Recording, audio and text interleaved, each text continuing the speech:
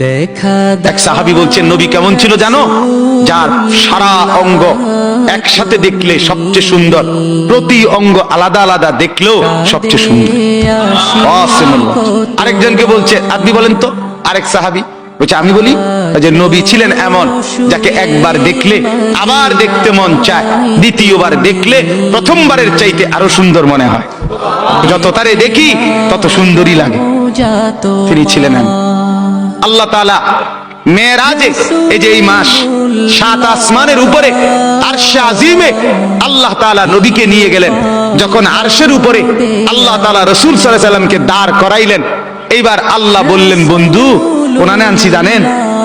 আপনি জানেন কোথায় আনছি আপনারে?